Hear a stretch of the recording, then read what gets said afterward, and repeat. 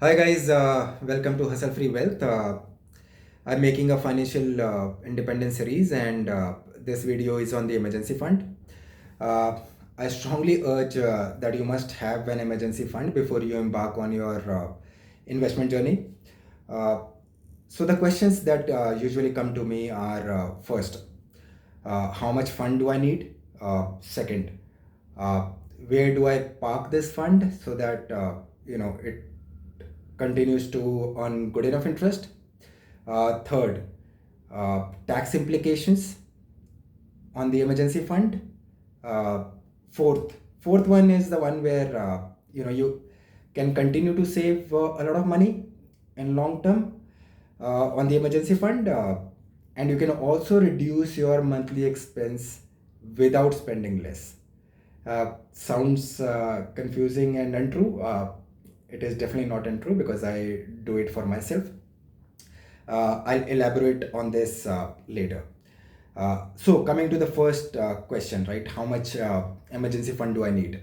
I'm not going to give you a blanket statement or a standard answer that you generally find on Google and YouTube, because that will be criminal of me to state a number without understanding one's economic and financial needs. So it is you who will have to take that decision, but uh, I can help you with that. I can help you with the thought process. So, and contrary to the popular belief, I feel that keeping a very large amount in emergency fund reduces the returns and impacts the time frame within which you can retire early.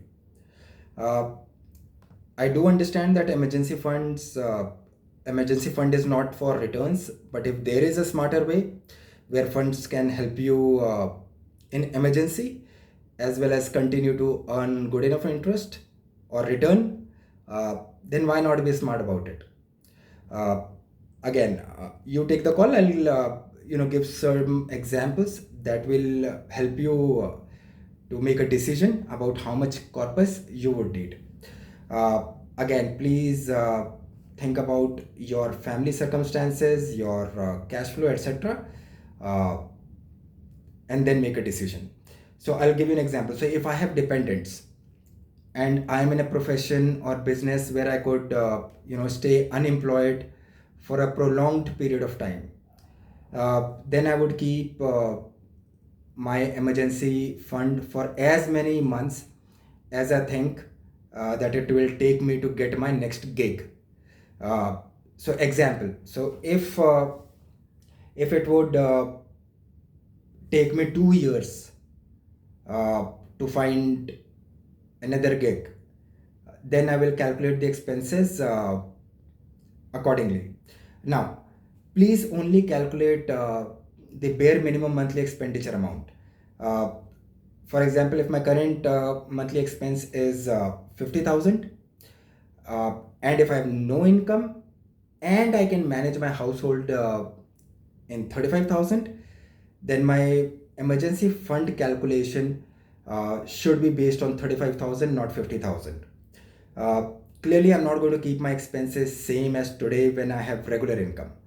Uh, so in this case, my emergency fund will be, uh, if I'm keeping the emergency fund for 2 years, so 35,000 multiplied by 24 months, which is multiplied by 24, which equates to around 8.5 lakhs, 8 lakh 40,000 to be precise. Similarly, if I'm confident that my income will not cease or stop for a long period, then keeping an emergency fund for even 3 to 6 months is good enough. So if I can get my next gig very quickly, in this case, my emergency fund will be 1 lakh if I'm planning for 3 months, and around 2 lakhs if I'm planning for 6 months. Now, please also factor in a lump sum amount like gratuity, leave benefits, and other income that you get once you decide to leave your job if you are working in a corporate, uh,